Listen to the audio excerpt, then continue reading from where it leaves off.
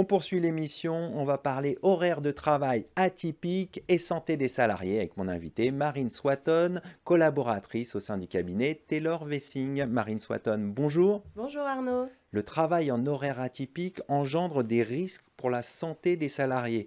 On va en parler ensemble, mais tout d'abord, quelles sont les différentes typologies d'horaires atypiques et quels sont les secteurs concernés? Alors en effet, savez-vous déjà Arnaud, qu'en France, plus de 60% des salariés français, soit 2 travailleurs sur 3, travaillent selon des horaires Ah atypiques non, de je travail. n'avais pas ce chiffre en tête, c'est Voilà, impressionnant. c'est assez, étonnant, et en fait, ça fait partie de la réalité puisque alors que sont les horaires atypiques de travail? Eh bien, tout simplement, c'est tout ce qui n'est pas horaire de travail dit standard. D'accord. C'est-à-dire des modalités qui vont avoir, un impact et des conséquences sur le repos journalier ou le repos hebdomadaire. Parmi les horaires atypiques les plus connus, on connaît notamment le travail de nuit, donc entre 21 heures et 6 heures du matin, le travail les week-ends et les jours fériés. On connaît également le travail flexible, c'est-à-dire D'accord. que on a soit du temps partiel, soit au contraire du travail long sur des longues semaines. Ensuite, on a également le travail fragmenté, c'est-à-dire le matin très très tôt et le soir très très tard par exemple, et également tous les travaux type réguliers, cycliques, les 3-8, les 2x12 qu'on connaît également notamment dans les usines, et le travail sur horaire d'astreinte que l'on connaît également. Toutes ces horaires atypiques sont une majorité, donc comme je le disais, des travailleurs en France. Au contraire, la semaine standard, elle, qu'on connaît plus, elle est du lundi au vendredi, de 8 heures à 20 heures, avec un repos de 2 jours consécutifs. On ne travaille pas les jours fériés. Voilà, ça c'est l'horaire standard de Standard. travail. Et finalement, ça concerne plutôt peu de personnes. Et quels sont les secteurs concernés? Alors, on connaît principalement le secteur public, puisqu'il s'agit d'assurer la sécurité des personnes et des biens, et Bien sûr. également d'assurer un suivi de santé et de permanence de soins. Donc on pense à la gendarmerie, Bien à la sûr. police, aux hôpitaux notamment, mais dans le secteur privé également, cette organisation de travail est très répandue, et surtout dans les secteurs ayant une nécessité d'assurer les besoins de la continuité de la vie sociale. On pense notamment pour le travail de nuit à l'hôtellerie, la restauration, les commerces, les transports qui sont en permanence en activité, Bien les sûr. journées fragmentées par des coupures longues. On pense notamment aux prestataires de ménage qui viennent lorsqu'il n'y a personne au bureau, Bien le sûr. matin très tôt ou le soir très tard, et les travaux cycliques et réguliers, le travail à l'usine, la manufacture, les ateliers de fabrication, et également le secteur automobile qui est très concerné. Voilà donc Arnaud, toutes les branches qui sont concernées par cette typologie d'horaire de travail. Alors maintenant, on a une bonne vision des horaires atypiques et des acteurs concernés, mais quelles sont les conséquences de cette organisation du travail sur la santé des salariés?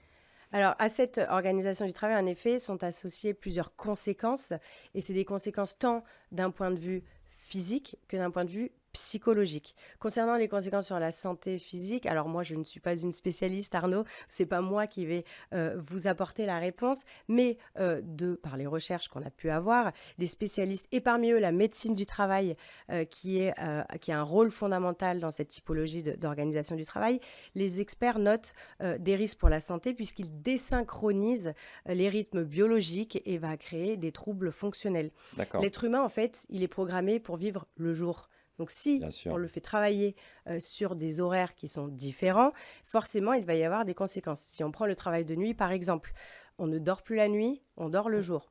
On va pouvoir augmenter notre dette de sommeil. Ensuite, on ne mange plus à des horaires standards et réguliers, mais du coup, on va pouvoir avoir des perturbations digestives. Ensuite, on a de plus en plus d'addictions au tabac et aux substances psychoactives pour tenir le coup. Et ensuite, il y a aussi une réduction de la vigilance. Et réduction de la vigilance égale erreur, et égale erreur égale accident du Accident du travail, travail possible. donc mise en jeu de la responsabilité de l'entreprise. Donc ça, c'est pour les premiers risques physiques. On a également un risque en matière psychologique qui concerne beaucoup de salariés aussi. C'est notamment l'isolement, puisque en D'accord. fait, beaucoup de travailleurs, par exemple la nuit, vont se retrouver tout seuls puisqu'on essaye de réduire les effectifs qui travaillent de nuit. Donc on a ce phénomène d'isolement avec des difficultés à suivre le rythme de l'entreprise, Bien sûr. ne pas pouvoir participer à des formations sur des horaires qui sont plus classiques, entre guillemets, ou alors avoir des restrictions d'évolution éventuellement sur la carrière professionnelle. Et enfin, on a des difficultés à avoir des activités extra-professionnelles puisqu'on vit sur un rythme qui est complètement différent. Et enfin, dernière conséquence psychologique, la difficulté d'articulation entre la vie privée et la vie professionnelle, puisque comment on fait, Arnaud, quand on a un rythme de travail qui ne me permet pas d'aller chercher mes enfants à l'école C'est ou, compliqué. si mon conjoint l'est également, de ne pas pouvoir les faire garder, etc. Évidemment, tout autant de conséquences sur l'aspect physique et l'aspect psychologique. Alors, vous venez d'évoquer les conséquences pour le salarié. On va se mettre du côté maintenant de l'employeur. Quelles sont les obligations de l'employeur et les mesures à prendre sur ces horaires atypiques pour les salariés concernés? Alors, en effet, vous le soulignez, de manière générale, l'employeur est tenu d'assurer la sécurité, de protéger la santé de ses salariés au sein de l'entreprise. Comment est-ce qu'il peut s'y prendre? Première étape, il identifie les risques qu'on vient d'évoquer à travers notamment le document unique d'évaluation des risques professionnels qu'il fait avec le médecin du travail qui va l'accompagner, faire des études de poste pour identifier les risques et ensuite les classer, d'une part en fonction de la fréquence de réalisation de ce risque et leur niveau de danger. Une fois qu'on a identifié ces risques, on peut mettre en place différentes mesures pour éviter que les risques ne se réalisent. De manière générale, on peut assurer un suivi individuel des salariés par des visites périodiques auprès de la médecine du travail pour assurer leur suivi, mais également les former pour les D'accord. informer des conséquences que peuvent avoir leur organisation du travail sur leur santé et des mesures que l'on prend en entreprise pour éviter tout risque. Ça, c'est important de sensibiliser les salariés sur ces questions. Exactement, et ça régulièrement, et puis de toute façon, ça fait partie de l'obligation générale de l'employeur. Deuxièmement, de manière plus spécifique, on peut aussi, auprès des salariés, essayer de privilégier des rotations rapides, par exemple pour limiter le travail de nuit, adapter les horaires des travailleurs sur, par exemple, les transports en commun, s'assurer qu'il va y avoir une bonne transmission des éléments entre les équipes et en plus de ça, ça pourra éviter l'isolement, de pouvoir Bien leur sûr. permettre de travailler un petit peu ensemble et surtout d'impliquer les salariés dans la mise en place de leur planning car leur implication va favoriser leur tolérance. Et enfin, on peut aussi agir via la négociation en entreprise, puisqu'on sait pour les D'accord. entreprises de plus de 300 salariés, elles sont tenues d'informer et de communiquer sur l'organisation de travail des salariés, qui est concerné par du travail de nuit, etc., auprès de leur comité social et économique, ou alors par la voie de la négociation via les négociations annuelles obligatoires sur le bloc qualité des conditions et de la vie au travail. Et là, j'ai pu le voir à travers plusieurs entreprises. Je vois beaucoup d'accords qualité de vie au travail dans lesquels D'accord. on a mis en place certaines mesures, notamment des campagnes périodiques ponctuelles qui sont organisées directement par des services de santé en travail et la mise en valeur, par exemple, de points d'attribution pour pouvoir avoir accès à des places en crèche. Et notamment, on a plus de points quand on travaille en horaire atypique de travail. D'accord.